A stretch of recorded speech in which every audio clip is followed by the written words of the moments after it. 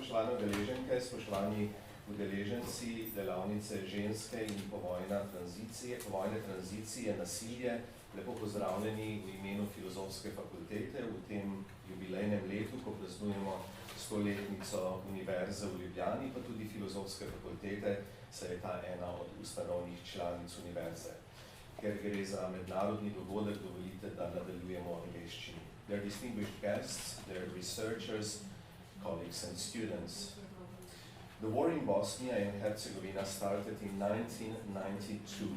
By 1993, the Zenica Center for the Registration of War and Genocide Crime in Bosnia documented 40,000 cases of war-related rapes.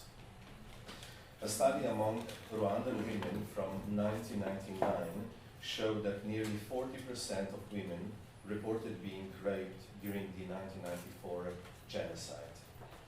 An estimated 35,000 Kosovar Albanian women are believed to have been raped in just 1 year, between 1998 and 1999, during the height of the conflict with Serbia.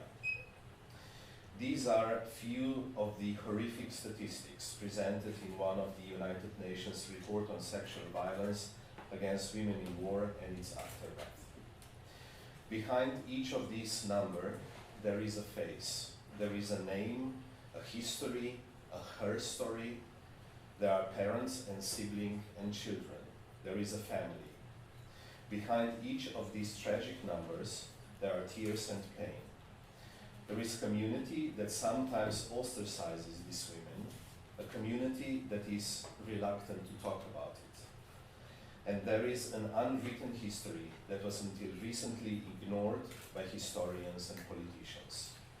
But there is a crucial importance that these disasters are recorded and the stories are given the voice.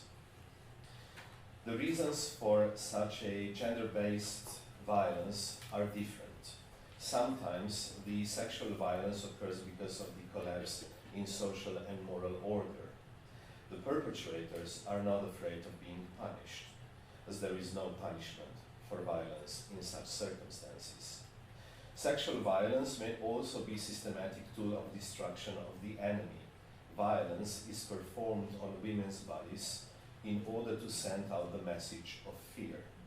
Sometimes the role of the rapes is to destroy the bonds within communities and families. In these instances, rape is often a public act in order to maximize humiliation and shame. Finally, the sexual violence may be used in order to advance the goal of ethnic cleansing. In Bosnia, for example, Muslim women were often held captive until late term to prevent them from aborting. We can all agree that such violence is most cowardly and perverted, but moral reasoning is of no help here. What is important is researching, documenting, analyzing, and understanding these violent acts. And finally, it is important to call for action and condemnation. It is for these reasons that I find this workshop of high importance. And I'm also very happy that it is taking place during our celebrations around 100 years of the Faculty of Arts and the University of Ljubljana. While this year is a festive one for us, we should not forget that in the 21st century, the role of humanities and us as researchers and professors is not only to make sense of the world, but to actively intervene in our social lives and defend our human rights and dignity. I wish you all a successful conference and a pleasant stay in Ljubljana. Thank you very much. And I have to apologize. Just like I mentioned, we are celebrating 100 years of the Faculty of Arts, and we decided to organize 100 events to celebrate these 100 years.